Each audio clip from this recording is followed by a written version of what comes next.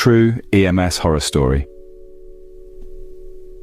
I worked as a dispatcher for a small ambulance station near a large city in the middle of the US. IDK how specific I can be since this is a true story. And I'm going to tell one of the craziest stories I have from this job. We had a patient who we will call Susan. She was a dialysis patient, and one of the services we offered was to take very unwell or disabled patients to and from these dialysis appointments. She lived with her son, who we will call David. He was in his late 40s and his mother Susan in her late 70s or so. Every week, like clockwork, we would have a unit bring Susan to and from her dialysis treatments 3 times a week. Everyone knew her at the station because we had been doing this for quite some time with Susan. We were all familiar with her and her son, whether it was the crew seeing her in person and taking care of her or speaking to her or her son on the phone, frequently about the appointments, as I had done. Everyone knew her. Naturally, when crews had news about her health, they would report back to keep everyone in the loop with how she was. At one point, she was not feeling well at all. But she wanted to go to her dialysis appointment, so naturally, we obliged and took her in.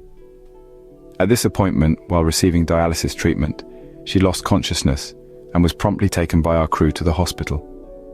When it was time again for her dialysis appointment, we gave the hospital a call to see if she had been released and was able to go to the appointment. The hospital staff informed us that she would likely be released the following day and would be receiving that dialysis treatment in the hospital. Then the next treatment time rolled around, and we called the hospital, and we were told she had been released from their care the other day. This was great news, but a little strange, since we were always her first call to transport her to or from any hospital or appointment, and we hadn't transported her anywhere. We quickly moved on, however, and called David, her son, to see if she was going to be requiring us for her treatment that day.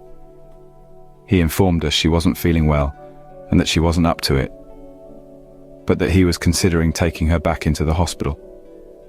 We tell him that if he needs us to just give us a call, and until further notice we cancel her trip for the day. We never get a call. Next appointment rolls around, and we call David again to ask if she'll be going. He says she's sick and she's back in the hospital. Weird again, since we hadn't taken her, but doesn't seem that off considering her health had been deteriorating.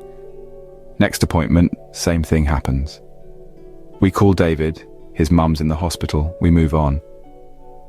Now is where things took a bit of a turn. When the next appointment came up, we'd tried calling David to ask about his mother's status, but he never answered or returned our calls. So, being that we had a contract with Susan and were to take her to these appointments unless told otherwise, we sent a crew to collect her for treatment. When the crew arrived at scene, they knocked on the door to no response. They knocked again and were greeted by David smoking a cigarette. David seeming surprised, the crew said they were there to pick up Susan for her appointment. David responded stating he had forgotten to call, but Susan was still in the hospital not doing well. The crew gave their best wishes and David shut the door. But the crew felt like something was off. They immediately radioed to dispatch that something was wrong, and they requested we call the hospital. David said she was at to see if she was still there. The hospital had no record of her being there since we last knew.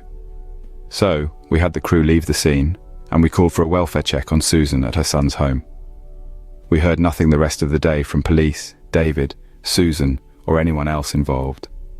The next morning I came into work, and the very first call I took began with, "This is the sheriff. I'm calling to report back on the welfare check you asked us to perform yesterday." I was nervous as he sounded concerned, and I didn't really expect them to call us back with any news. He proceeded to let me know that upon arrival to the home, they spoke with David, who was adamant his mother didn't feel well but that she was home from the hospital. The police asked to just check on Susan to make sure she was all right, and eventually David obliged, letting the police in. Once entering the home, they were met with a grim scene, though I imagine they smelled it first. They continued to explain that what the officers observed was the dead body of Susan propped up on the couch, wrapped in blankets, as if watching the television. But she had been dead for a while. They approximated around 2 weeks. When speaking to David, they found that he had been changing her clothes regularly and watching TV with her. Obviously, he was suffering from some sort of mental issue and grief. But the thing was, he had never taken good care of her until she was dead. No news coverage, no updates from police further than that, nothing. Stuff like this happens in your hometown and you'll never know. Crazy, right?